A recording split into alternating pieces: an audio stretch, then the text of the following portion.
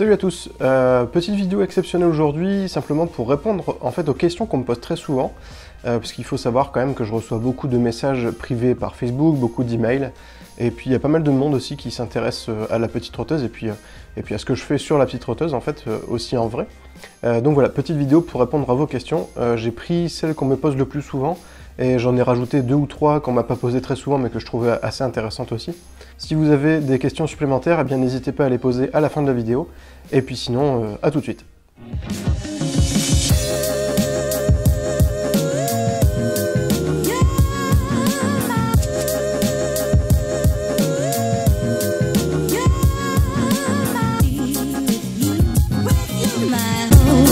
Alors seul, oui et non. En fait, je suis seul gérant de la petite trotteuse, c'est moi l'administrateur, le propriétaire.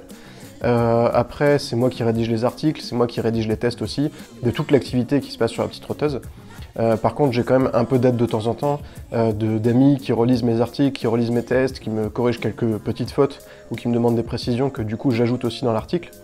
Après, j'ai pas mal d'aide aussi de la part de ma femme, qui elle justement aussi est capable de me donner son avis, de m'aiguiller sur certains arguments que j'ai pas forcément, qui me viennent pas forcément. Mais bon, pour répondre à la question, officiellement, oui, je suis seul à m'occuper de la petite trotteuse.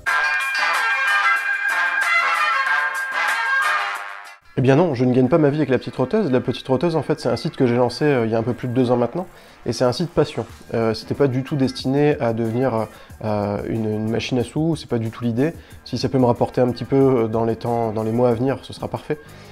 C'est pas du tout un salaire pour l'instant, on est très très loin d'un salaire qui permettrait de vivre. Je gagne un tout petit peu d'argent par mois grâce aux 2 bandeaux pubs qui sont placés sur la page d'accueil du site. Sinon, non, je gagne pas ma vie avec la petite trotteuse, j'ai un métier à côté, je suis UX designer dans la vraie vie, et si vous voulez savoir ce que c'est, vous pouvez aussi me poser la question.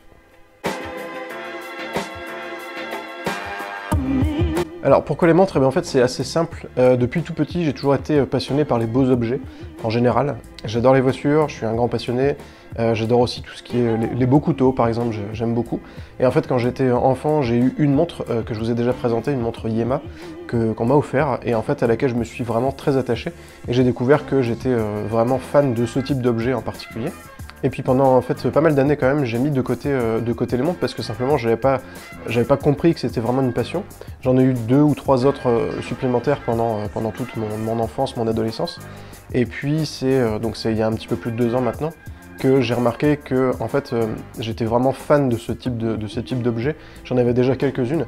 Et puis je me suis dit, j'aime les voir, j'aime les porter, j'aime en parler aussi quand je croisais des gens qui me disaient ah tiens ta montre est sympa, je prenais beaucoup de plaisir justement à expliquer d'où elle venait, pourquoi elle me plaisait, comment elle fonctionnait, etc. Et c'est pour ça que j'ai lancé la petite trotteuse en fait, tout simplement. Et puis pourquoi les montres aussi? Parce que simplement c'est un objet qui plaît beaucoup, c'est vrai que c'est l'objet, le bijou par excellence pour les hommes, pour les femmes aussi, mais les femmes ont un petit peu plus de choix on va dire dans les bijoux. C'est un objet qui est plutôt compact, qui peut être aussi bien très très beau que très moche. Après, chacun ses goûts, il en faut pour tout le monde. Je pense que c'est aussi de belles pièces en termes de technologie, en termes d'aspect technique. Et voilà, en fait c'est un ensemble de plein de choses qui font que voilà, je suis fan des montres. Eh bien, en fait, pour Noël 2015, je m'étais dit que j'allais m'acheter justement, me faire plaisir et m'offrir une nouvelle montre. Donc j'ai eu un petit peu de sous à Noël justement dans cet objectif-là. Et puis j'ai navigué sur pas mal de sites qui sont très bien au passage, je ne crache pas du tout sur les sites, c'est pas vraiment des concurrents, mais des sites qui présentent des montres à la même manière que la petite trotteuse. Mais en fait on n'avait pas la même notion de montre accessible. Moi je cherchais une montre qui avoisinait les 150 € grand maximum. Et en fait je tombais sur beaucoup de sites qui disaient que des montres pas chères ça commençait à 2000 €. J'étais pas du tout d'accord avec ça, et puis c'est surtout que c'était assez triste au final, parce que ça voulait dire que je pouvais pas m'offrir la montre dont je rêvais. Du coup je me suis dit que, comme j'ai une certaine facilité à écrire, à parler de certaines choses, surtout quand ça m'intéresse, eh bien j'ai lancé la petite trotteuse pour ça justement, pour pallier à ce manque d'informations sur des montres à petit prix.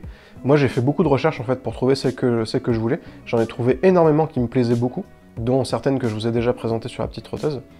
Et puis je me suis dit que de toute façon ça coûte pas grand chose de lancer un site, donc je me suis lancé, j'ai commencé, et puis ça fonctionne. Alors l'avenir pour la petite trotteuse, ça c'est une question qu'on m'a posée assez souvent. Je pense que les gens s'inquiètent en fait peut-être d'une éventuelle fin. Alors c'est pas du tout au goût du jour, au contraire. Moi j'ai eu beaucoup de projets dans ma vie, il y a eu beaucoup de choses que j'ai eu envie de faire. Il y en a assez peu sur lesquelles je suis allé aussi loin que la petite trotteuse, c'est pour ça que je ne veux pas abandonner. En plus de ça, ça m'intéresse toujours autant que quand j'ai commencé. J'ai toujours autant de plaisir à écrire les articles, à rédiger les tests, à prendre les montres en photo, etc. Donc il est hors de question que j'arrête. Après, l'avenir pour le site en lui-même, je dirais qu'à court terme, j'aimerais c'est encore agrandir ma communauté, parce qu'on est maintenant 23 000 sur la page Facebook, ce qui est juste super. J'ai énormément de visites aussi sur le site par mois, c'est assez impressionnant. J'aimerais bien agrandir cette communauté, avoir vraiment un cercle qui soit très très large, avec tout type de personnes, des gens qui soient à la fois très passionnés, qui connaissent vraiment tous les détails de l'horlogerie, et puis des gens un petit peu plus amateurs qui, eux, vont venir pour découvrir justement. Voilà, j'aimerais élargir encore ce cercle, avoir une communauté beaucoup plus grande, parce que c'est ça qui fait aussi la force de la petite trotteuse.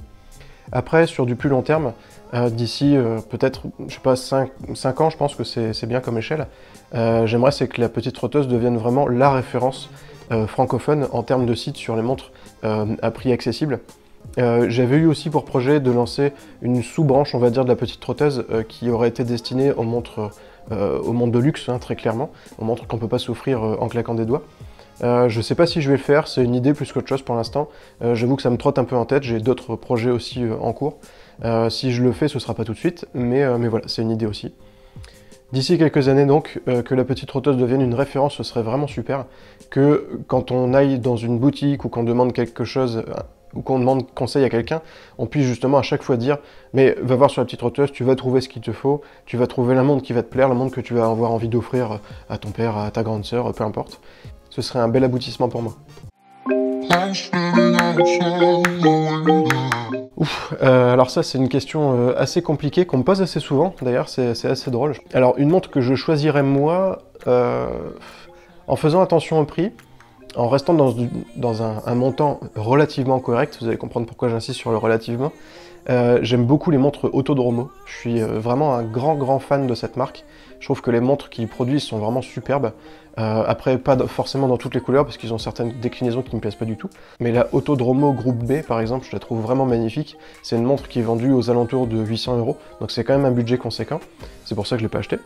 Ça, c'est une montre qui me plairait beaucoup. Et puis, en faisant abstraction du budget, c'est vrai qu'il y a une montre qui me plaît énormément, qui, elle, pour le coup, est beaucoup plus chère. C'est la Zenith El Primero en version chrono. C'est une montre que je trouve magnifique, elle est en même temps très chargée, mais très lisible, enfin elle est vraiment superbe. J'ai eu l'occasion de l'avoir une fois en main, de l'essayer, et c'est vrai que elle est vraiment magnifique, elle est beaucoup trop chère pour que je puisse l'acheter comme ça facilement, ou la demander en test, hein, on serait complètement hors des clous pour la petite trotteuse. Mais c'est vrai que c'est une montre qui me fait rêver très clairement. Je sais pas si je l'achèterai un jour, je sais pas si un jour j'aurai l'envie et les moyens de dépenser autant dans une montre, mais c'est vrai qu'elle me plairait beaucoup. Alors des montres que je déteste, il n'y en a pas vraiment. C'est une question qu'on m'a posée assez souvent aussi, c'est assez rigolo. Il y a en fait beaucoup de montres que j'aime pas personnellement, parce que je trouve qu'elles n'ont rien d'innovant, elles sont bien mais sans plus. En gros, elles n'ont pas le petit détail qui font qu'elles sont mieux qu'une autre. Alors je ne vais pas citer de marque parce que je ne voudrais pas leur faire du tort, mais je déteste les marques qui se reposent sur des formes qu'on a déjà vues, sur un design qui est déjà connu, qui même vont jusqu'à réutiliser des boîtiers qui ont déjà été utilisés pour d'autres montres. Ça, je trouve ça vraiment minable. Je comprends que pour économiser dans les dépenses et dans les frais de production, on réutilise des composants, mais de là à réutiliser le même boîtier dans la même teinte, avec la même finition, avec le même cadran, un bracelet identique, etc. Grosso modo, la même montre mais avec un logo différent. Alors ça, j'aime vraiment pas. Après, là je vais citer la marque, c'est pas très gênant. Il y a une marque que j'aimais beaucoup avant, qui est la marque Diesel, que maintenant j'aime beaucoup moins. En fait, je déteste leur nouvelle collection avec les montres oversize qui font, je sais pas, 7 ou 8 cm de diamètre, elles sont vraiment gigantesques. J'ai un poignet qui est pas si fin que ça, et j'en ai essayé une fois. Alors en plus d'être très lourde et pas franchement très bien finie, elles sont vraiment immenses, et en fait je voyais à peine mon bras à travers le bracelet, et voilà, pour moi c'est vraiment beaucoup trop grand. Je pense qu'il y a un public qui est visé par ces montres là, je pense que ça marche puisque ça fait un petit moment qu'elles sont sorties, on en voit toujours autant en boutique, mais voilà, moi c'est une montre en tout cas que j'aime vraiment pas et que j'achèterai pas. Alors c'est vrai que j'aime beaucoup de types de montres différents. Alors déjà dans les types de montres, il y a les montres typées classiques, les montres plutôt design, on va dire originales, les montres connectées, donc que j'appelle les montres technologie. Et il y a une catégorie que moi j'adore, mais ça vous l'avez compris si vous lisez régulièrement mes articles, ce sont les montres typées automobiles. C'est vrai que j'adore cette inspiration qui est souvent un peu rétro. Et ce que j'apprécie vraiment, c'est le mélange entre le côté à la fois chic et sport de ces montres-là. C'est vrai que par exemple la marque Autodromo dont je parlais tout à l'heure, produit une montre qui est vraiment très très belle, qu'on peut tout à fait porter avec un costume, et qu'on peut aussi porter avec une veste en cuir un peu vieillie par exemple. Enfin voilà, ce sont des montres qui se mettent très bien avec tout. Et en plus de ça, elles ont vraiment une sorte de cachet, un charme qu'on ne trouve pas sur les montres plus ordinaires, plus basiques, qui sont tout aussi sympas aussi. Mais c'est vrai que moi j'ai vraiment une attirance pour ce type de montre-là.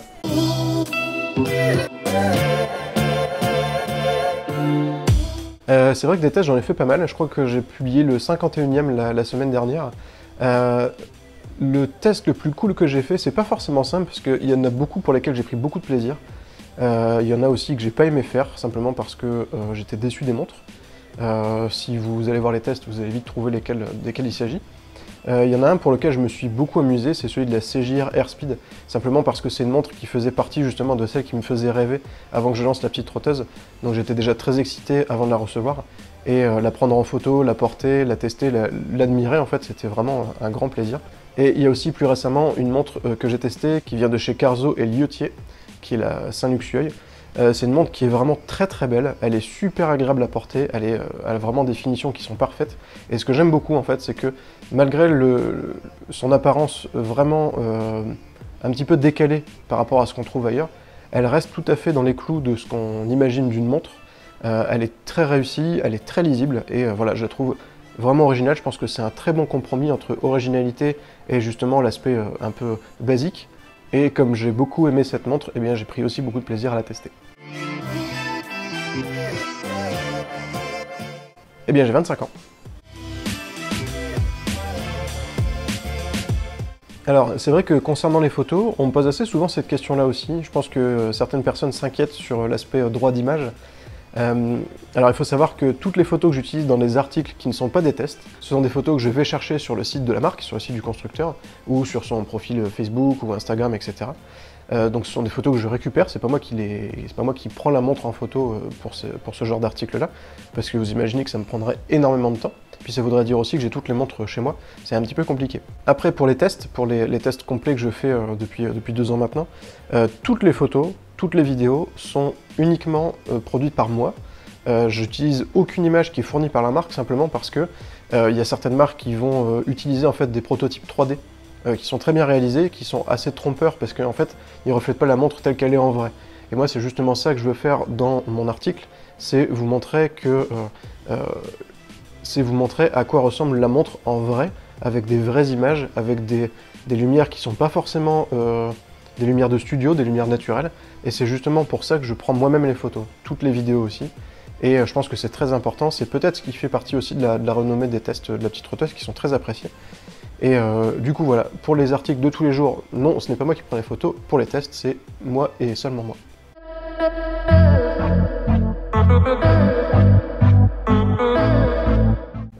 Il y a pas mal de trucs que j'aimerais bien changer. En fait, j'aimerais bien changer le thème du site aussi. Donc c'est un site WordPress, pour ceux qui connaissent. Donc j'utilise un thème que j'ai quasiment entièrement refait, que j'ai entièrement modifié. Donc il ressemble plus du tout à l'original, ce qui est bien. Alors je l'aime bien, mais en fait le truc c'est que le chargement des pages est un peu lent. Et j'aimerais bien améliorer ça. Ça fait partie aussi de ce que j'aimerais améliorer. Et puis j'aimerais avoir une section un petit peu plus moderne, pour mettre en avant un peu mieux les tests que maintenant. Voilà, c'est plusieurs ajustements graphiques. Après, sur l'aspect plutôt fonctionnel, il n'y a pas forcément grand chose que j'aimerais améliorer. J'aimerais c'est avoir un petit peu plus de profondeur dans mes filtres sur les montres que j'affiche. Ça malheureusement c'est très très compliqué parce que ça veut dire qu'il faut que je repasse sur toutes les montres que j'ai présentées depuis le début. Il y en a presque 900 maintenant, donc vous imaginez le travail est plutôt colossal. Je le ferai peut-être un jour où j'aurai beaucoup de courage, mais voilà, pour l'instant c'est pas prévu. Sinon je suis plutôt content de ce qu'est devenu le site La Petite Trotteuse, c'est vrai qu'il fonctionne plutôt bien, il est relativement facile à utiliser, visuellement il est plutôt simple aussi, ça c'est quelque chose auquel j'étais très attaché, et auquel je suis toujours attaché d'ailleurs. Donc voilà, il n'y a pas énormément de choses que j'aimerais bien améliorer, mais 2-3 petits trucs qui je pense pourraient pas mal changer les choses.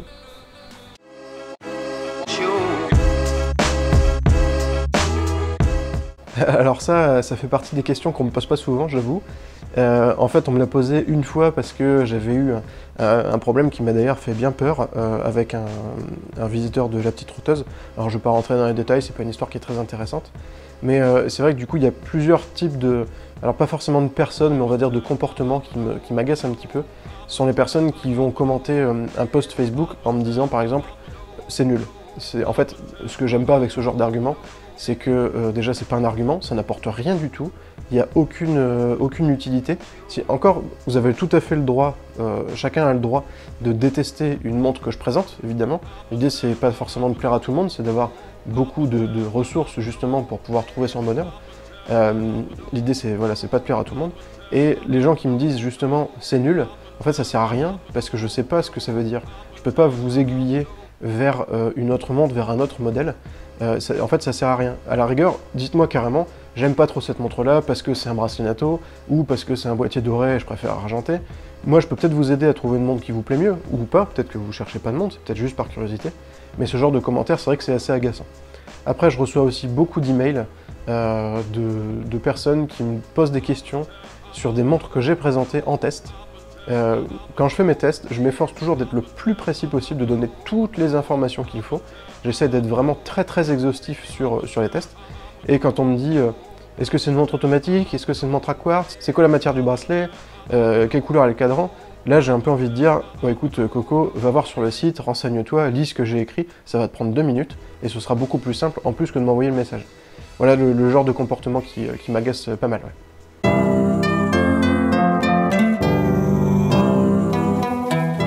Alors oui, c'est vrai que pour ceux qui ne le savent pas, eh bien, pendant la première année de la petite trotteuse, j'animais une sorte de rendez-vous hebdomadaire qui en fait s'appelait l'Instant Trotteuse. Donc c'était un reportage en fait que je faisais toutes les semaines sur les montres qui vous avaient plu, aussi celles que vous n'aviez pas aimées. Et puis je faisais un petit bilan justement sur l'évolution de la petite trotteuse. En fait, j'ai arrêté de le faire simplement parce que ça me prenait énormément de temps. Grosso modo, le tournage de la vidéo me prenait, on va dire, une vingtaine de minutes. Le montage me prenait à peu près 4 ou 5 heures, donc c'était vraiment très long à faire. Et pour au final, un résultat qui n'était pas forcément très attendu. J'ai jamais eu personne qui m'a demandé vivement l'instant trotteuse de la semaine prochaine, je suis tellement pressé, celui-ci était vraiment super. En fait, j'ai eu très peu de retours, très peu de vues aussi sur YouTube. Alors, clairement, je cherche pas à faire des vidéos pour avoir des vues, je suis pas du tout dans cette optique-là. Si j'étais dans cet objectif-là, je présenterais pas des montres, je ferais autre chose. Mais c'est vrai que voilà, le succès n'était pas forcément au rendez-vous, c'était pas très utile. C'était utile, je pense, pour les grands fans de la petite trotteuse, pour qu'ils puissent suivre l'évolution du site. Bon, maintenant que le site a atteint un niveau, on va dire, correct, je pense que c'est plus nécessaire. Après, si j'ai à nouveau une demande conséquente, pourquoi pas le refaire, peut-être changer un peu la formule, peut-être le faire plutôt une fois toutes les 2 semaines, voire une fois par mois. Mais c'est vrai que ça me prenait vraiment beaucoup de temps pour un résultat plutôt faible.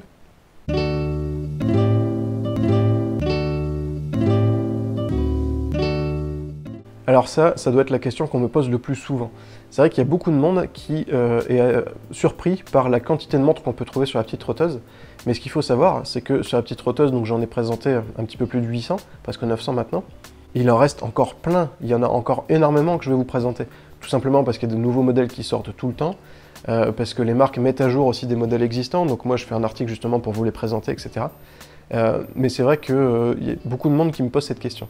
Alors en fait, pour les trouver, je ne veux pas dire que c'est simple, parce que c'est pas vrai, c'est pas si simple que ça. J'ai simplement des sources qui me permettent justement d'aller piocher dans les actualités horlogères. Tiens, Arc a sorti une nouvelle montre, tiens, le site Time by Me a accueilli une nouvelle marque que je connaissais pas, donc je vais la présenter. Tiens, Okara fait une promo sur les montres Garmin, je vais voir ce qui existe comme montre Garmin. En fait, c'est ça, c'est plutôt de l'aspect, c'est de la curiosité en fait. Je vais voir un petit peu partout, dès qu'une montre est annoncée, dès qu'une marque émerge, eh bien j'essaye d'aller voir justement ce qu'ils font. Si c'est intéressant et un prix accessible, je vous la présente.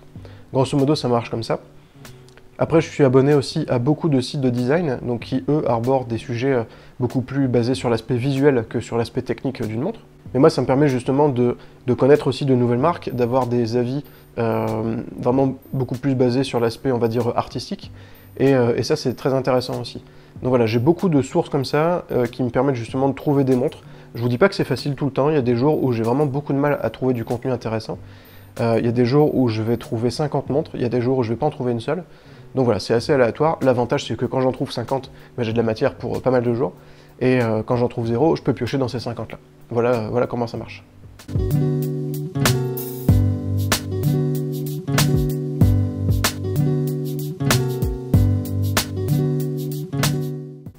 Alors en fait par semaine, c'est assez facile à calculer. Grosso modo, je passe du lundi au vendredi à peu près 1 heure par jour sur la petite trotteuse. C'est au final assez peu parce que pendant cette heure-là, je vais simplement rédiger l'article du jour, l'article du lendemain. Donc ça peut se résumer à ça pour la semaine de travail. Et puis le week-end, c'est vrai que je passe quand même pas mal de temps, simplement parce que la rédaction des tests, eh bien, je fais le week-end parce que c'est beaucoup plus long à faire. Pour l'aspect rédaction en lui-même, je mets facilement 1h30, 2 heures. Donc c'est vrai qu'il faut prévoir ce temps-là. La semaine, c'est pas forcément simple. Le fait de faire les vidéos aussi, de faire le montage. Là, la vidéo que vous êtes en train de voir, il va falloir que je fasse le montage après. Ça me prend pas mal de temps quand même. Donc elle sera postée forcément un petit peu plus tard qu'au moment où je tourne.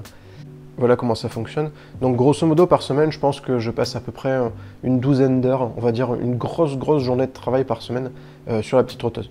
Donc c'est plutôt correct, et c'est surtout que moi ça me gêne pas parce que, comme je disais tout à l'heure, étant donné que c'est un site passion, c'est pas du tout une corvée, j'ai en plus beaucoup de monde qui adore justement ce qui est fait sur la petite trotteuse, et c'est un excellent moteur pour pouvoir avancer. Alors c'est vrai que ça rejoint un petit peu ce que je disais tout à l'heure. Il n'y a pas forcément une marque particulière que je déteste. Ce que j'aime pas simplement, c'est les marques qui sortent des montres qu'on a déjà vues, qui changent simplement le logo. Pour la petite anecdote, j'ai testé une montre au début de la petite trotteuse que je vous ai jamais montrée, simplement parce que c'était une petite catastrophe. En fait, j'ai reçu la montre, je l'ai déballée, et je me suis dit, tiens, on dirait une montre d'une marque que je connais, qui se base sur un design de montre vintage qui cartonne. Moi, j'apprécie pas vraiment, mais voilà, qui est plutôt connu, dont le logo c'est DW, pour ceux qui verraient de quoi je parle. Et en fait, l'autre marque, du coup, là, de la montre que j'avais reçue, eh bien en fait, s'était contentée de reprendre la marque Daniel Wellington, pour ne pas la citer, en changeant le logo, et c'est tout. Mais c'est vraiment tout. Alors en fait, donc j'ai ouvert la montre pour voir un petit peu ce que c'était comme mécanisme, parce que j'avais aucune information dessus, donc quand c'est comme ça, je fouille un peu. Et en fait, sur le capot arrière de la montre, à l'intérieur, donc à l'intérieur du boîtier, eh bien il y avait le logo Daniel Wellington qui était gravé. Et c'est là que je me suis dit que c'était quand même vraiment du foutage de gueule, c'est-à-dire qu'ils ont en fait racheté peut-être je sais pas, un surplus de production, j'imagine que ça peut se faire, ou alors ils ont fait appel à la même usine, l'usine n'a pas pris la peine d'enlever le logo qui était gravé à l'intérieur, ce qui est très dommage parce que moi je l'ai vu. Je l'ai pas présenté parce que en fait j'ai pris contact avec la marque, je leur ai expliqué ce que j'avais trouvé, la découverte que j'avais fait, et ils ont fait les surpris, ah bon on savait pas, on s'y attendait pas, c'est quelle surprise, ça doit être notre usine, etc. etc. Donc je me doutais qu'ils allaient jamais dire que c'était eux, que c'était voulu et que ça allait jamais être assumé. Donc j'ai préféré renvoyer la montre, je me suis dit que ça servait à rien de les descendre, surtout que c'était une marque qui était en train de, on va dire, d'émerger un petit peu. Donc voilà le genre de technique que je déteste, ça je trouve ça vraiment absurde. C'est vraiment prendre les gens pour des pigeons pour moi, et ça c'est quelque chose que je déteste. Après, une marque que je déteste particulièrement, non, il y a des marques que j'aime moins que d'autres, mais il n'y en a pas que je déteste. Eh bien c'est vrai que c'est pas toujours facile, il y a des matins où je sais très clairement quelle montre je vais mettre, je me dis tiens j'ai mis, je sais pas, une chemise noire, il me faut une montre plutôt claire. Et il y a des jours où c'est plus compliqué, parce que c'est vrai que je commence à avoir une collection relativement importante. Et en fait c'est très simple, soit je vais me baser sur ce que je porte le jour même, quelle couleur est mon t-shirt, quelle couleur est ma chemise, est-ce que je vais mettre un sweat capuche qui fait du coup pas très habillé, est-ce que je vais mettre une veste de costume, etc. C'est un peu comme ça que je fonctionne, et puis c'est aussi, et très simplement, on va dire, à l'envie. En fait, j'ouvre mon tiroir dans lequel je range mes montres, et puis je me dis, bah tiens, celle-là, ça fait un petit moment que je l'ai pas mise, ou au contraire, je l'ai mise hier, mais je l'adore tellement que je la remets aujourd'hui, ça m'arrive de plus en plus souvent. C'est comme ça que ça fonctionne. Après, le week-end, c'est vrai que quand je sors avec ma femme, quand on est invité ou qu'on va n'importe où, ça arrive que je lui demande assez souvent, d'ailleurs même très souvent, son avis justement, qu'elle m'aide à choisir la montre que je porte. Elle choisit à peu près toujours la même, bizarrement. Mais voilà grosso modo comment je choisis ma montre, surtout au coup de cœur.